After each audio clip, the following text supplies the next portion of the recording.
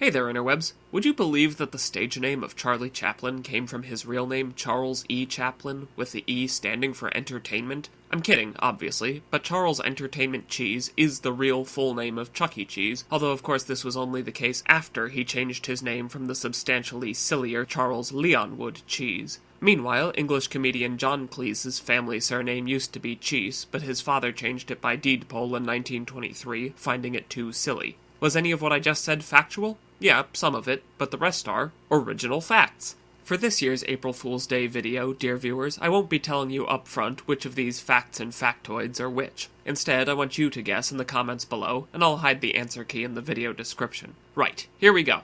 Axl Rose is only the stage name of Guns N' Roses' lead vocalist. It's short for his full name, Axolotl Rosenthal. Similarly, Johnny Cash's stage name derived from his given name, J.R. Cashmoney. Due to his parents' inability to agree on whether to name him John or Ray, they compromised on the initials, and their son wouldn't legally be named John until he enlisted in the U.S. Air Force, where he wasn't permitted to use an initial as a first name. The Devil, meanwhile, has many names, including Satan, Iblis, Old Nick, Jack Flash, and Firejack. A Firejack is also another name for andirons, which support the burning logs in your fireplace, much like how an automotive jack is a tool used to support vehicles. The name Carter is an Old English occupational name for professional mapmakers, i.e. cartographers. A slightly old-timey name for a spitoon is a cuspidor, but the Romans called it a salivarium because the vessel was used to contain saliva, the same way that an unguentarium was a vessel containing unguents. Furthermore, Roman vomitoria were not places for vomiting after excessively sumptuous meals. They were mass exits from venues like amphitheaters and stadia.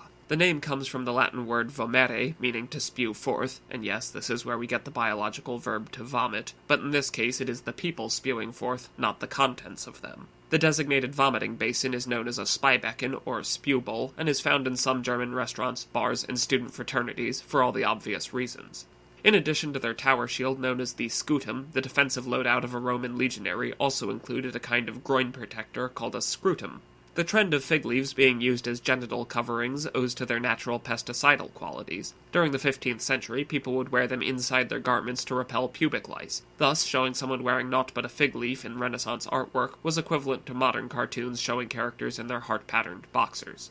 Writer/filmmaker John Waters and his regular collaborator Divine frequently drew their mustache and eyebrows on with the same pencil. Within universe, Dr. Henry Indiana Jones, Jr. took his nickname from the beloved family dog, but Indiana was actually the name of George Lucas's pet Malamute. Her tendency to ride shotgun during car journeys with the director inspired, in part, the character of Chewbacca. His name was based on Lucas loosely misremembering the word chupacabra, the name of a dog-like creature from Hispanic-American folklore, but the nickname Chewie was also Lucas roasting his dog for chewing up furniture, as any Malamute owner can attest. In the French dub, however, Chewie's name is changed to Chiktaba, or Chico for short, because the translators believed that Chewbacca came from chewing tobacco, which in France is called tabac à chiquer.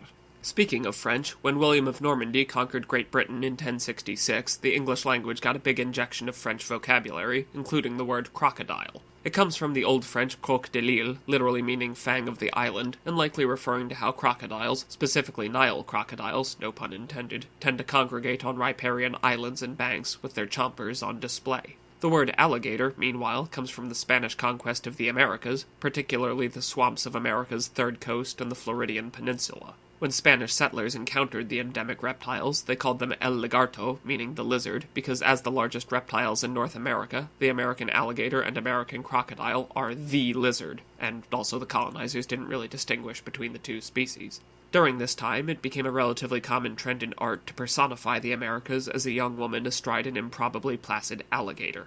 American and Chinese alligators are the only two extant species in the genus Alligator, but the feminine form Alligatrix is the specific name of the silver stringybark tree.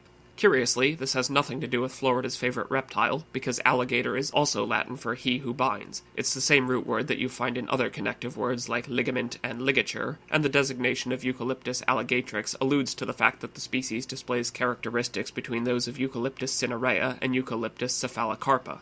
While it may sound like a dance fad popular amongst the flappers of the Prohibition era, the so-called Henry Hop actually has a much darker origin in the Great War a decade earlier. The term refers to the act of stepping on a landmine, or more accurately, the immediate aftermath, and was named after English Lieutenant William B. Henry, who period accounts described, with that characteristically British penchant for understatement, as having done, quote, a bit of a hop after stepping on a German landmine.